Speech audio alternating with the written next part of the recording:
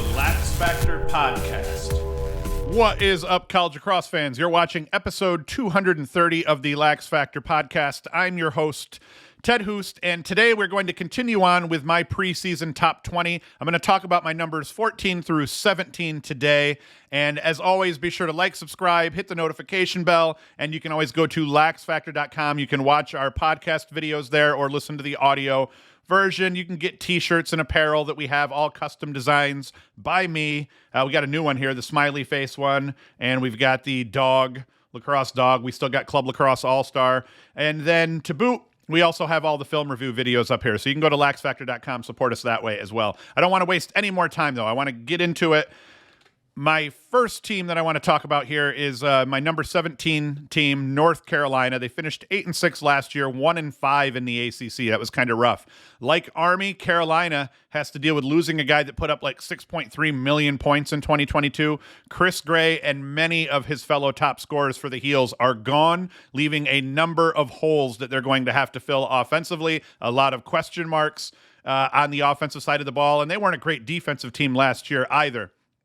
But despite all of that, I do have a pitch for why I don't think they're going to fall too far off pace here from last year, and they might even be able to improve a little bit overall as a team. Like I said, gone is Chris Gray and his 80 points. He was 48 and 32 last year. Gone also are Nicky Solomon and Jacob Kelly. They're both going to be playing 2023 for Georgetown. Top returning scoring threats, and this doesn't sound great. Both of these players are incredible lacrosse players, but it's not ideal if these are your only top two returning scoring threats. Are Lance Tillman, he was 21-9 last year, and Henry Schertzinger at 6-12. Now, I do actually like them in terms of Tillman being a real goal-scoring threat, and he can do that as a spot shooter or creating for himself. And Schertzinger from the midfield last year did a lot of initiating of offense, ended up with 12 assists to 6 goals. So they are both very good players and returning and already familiar with the system. That's going to help Carolina out a great deal. Now, like I said, though, that doesn't sound great when you're saying, hey, these are the only two returners. So enter a few actually key transfers on the offensive side of the ball that I think are going to help out and make a big, help make big improvements in terms of Carolina's overall offensive quality in 2023. The one that everyone is excited about, Sean Goldsmith, the Mercer standout, a proven scorer. He has been since his freshman year. He's amassed 111 goals to 44 helpers over his career, and those numbers would be a little bit higher if it wasn't for him missing. Obviously, everyone missed a COVID season, but he also had an injury season where he only played about half the games that year. So the kid is a proven scorer across the board, can score highlight reel goals, can pretty much do everything, but as a goal scoring threat, as a dodging threat, and even to a degree an off-ball threat, this kid can do it all. The two guys, though, that I think are really going to tip the scales overall for Carolina and just add offensive depth at this point that they badly need, but not just that, but add a specific type of offensive player to their roster. Goldsmith kind of handles a little bit of that. Hey, he can dodge, he can score goals. That's something Chris Gray did, but Logan McGovern and Harry Welford, both transfers. These two guys are going to add depth at attack and make up for that loss. Not make up for the loss of Gray, but help in making up for that loss of Gray, because both of them can generate offense for themselves as Gray could, but they play well with other players in terms of being solid role players on a team like this. So that's something UNC needed badly, just like the year Maryland lost Jared Bernhardt. They had to figure out, well, who's going to carry the ball for us and be kind of our initiator in 2022. They had no shortage of guys that could initiate and run, kind of run that offense, draw a slide, and then just let the motion do the rest of it. And I don't think you're going to see that type of jump in efficiency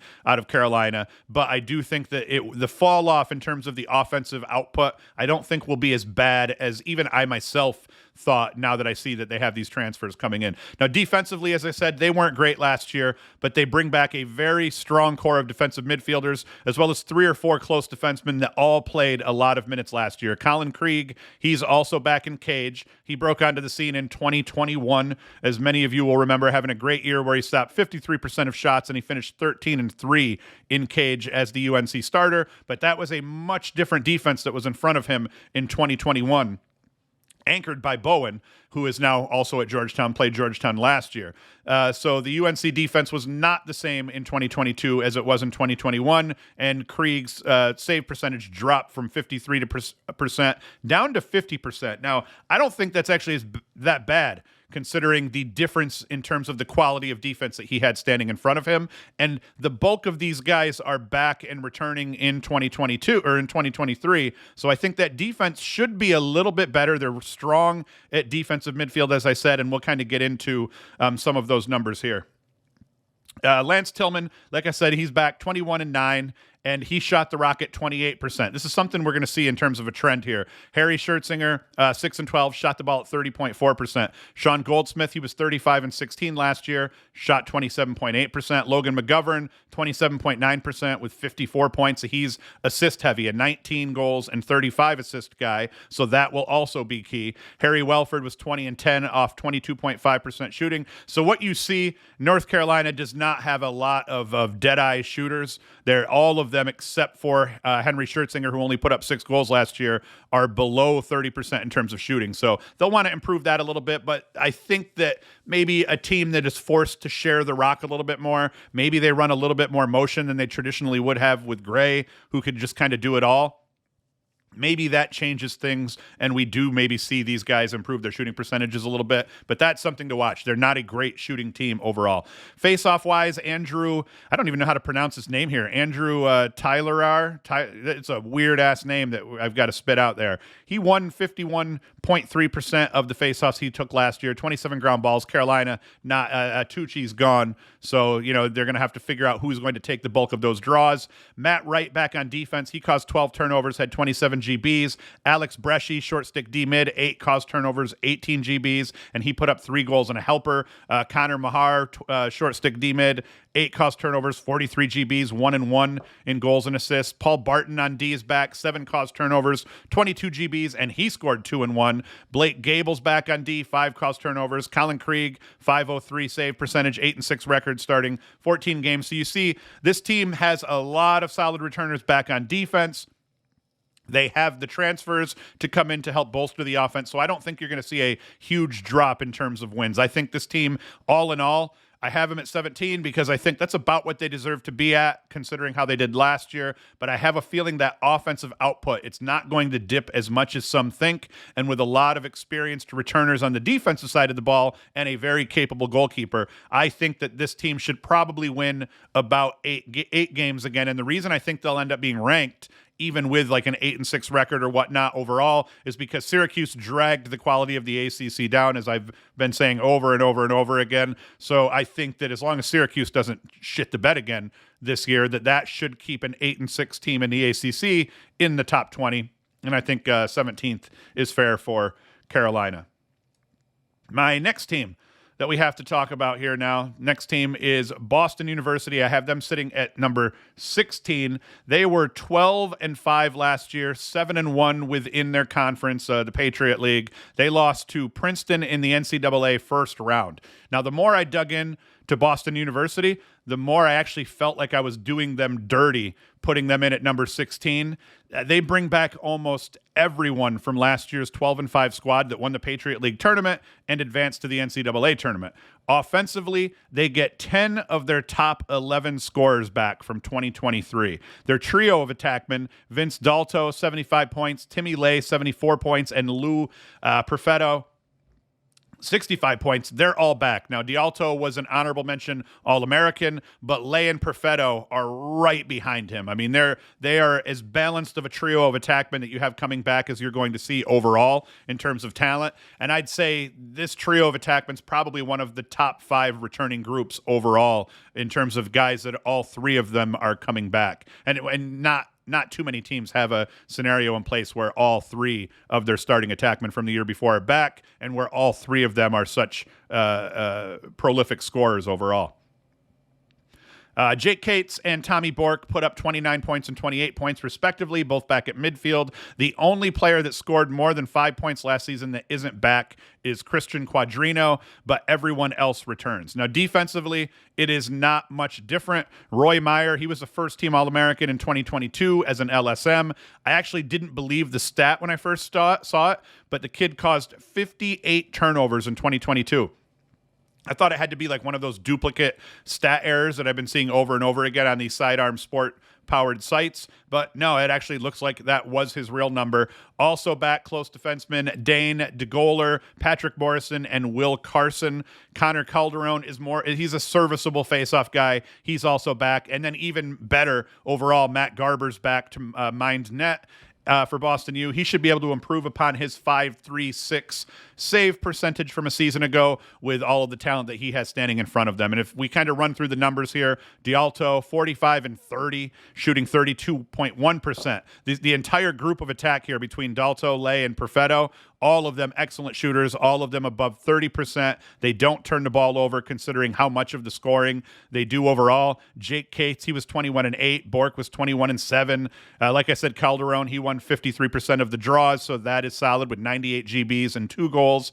The big one here, Ron Meyer back at LSM with his 58 caused turnovers. And then, like I said, Garber, 53.6% save percentage with a 12-3 record, or 12-5 record starting all 17 games.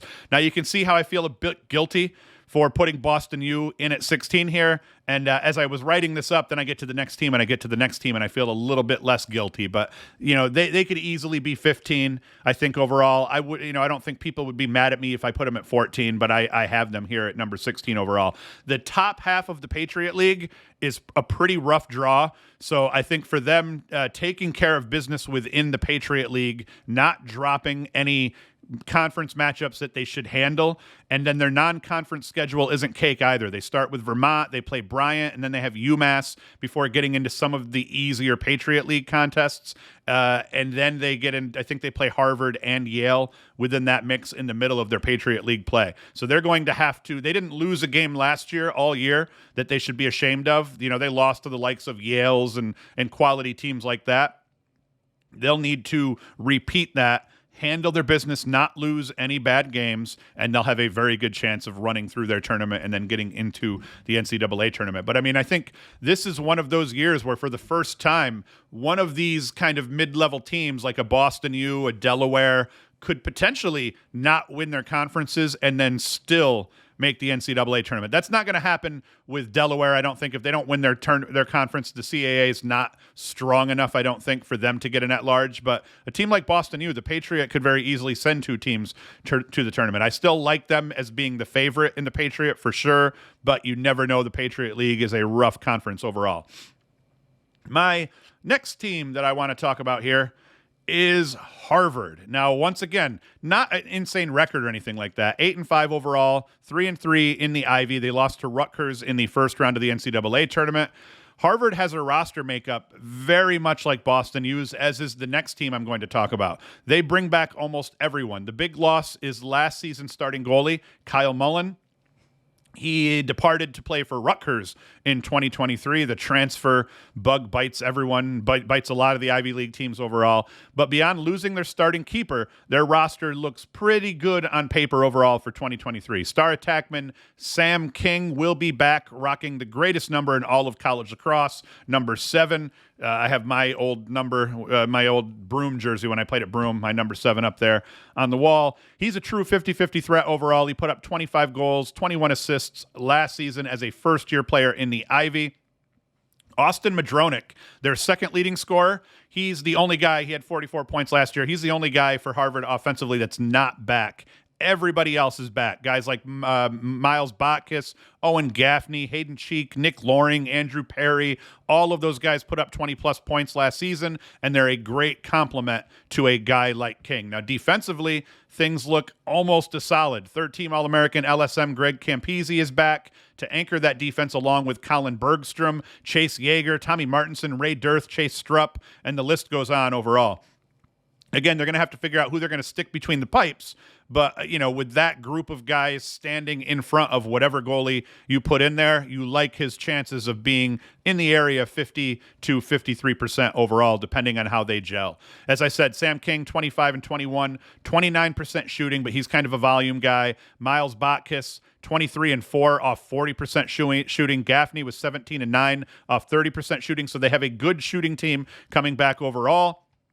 Like I said, Campese, 14 caused turnovers, 46 GBs.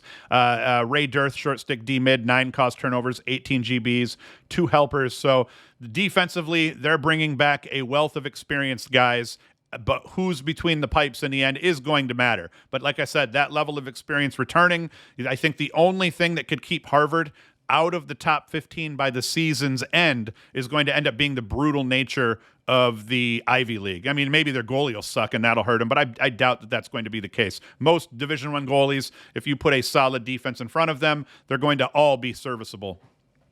Yeah, when we're talking about this level. So they're going to have to handle the Ivy. 3-3 last year. They're going to have to at least do that. But then they open with Virginia. They face Vermont. They have Boston University. So they have virtually no gimme games on their schedule. They play Bucknell and Michigan. Bucknell was a 9-win team last year. I think Michigan won 7 and it was pretty tough.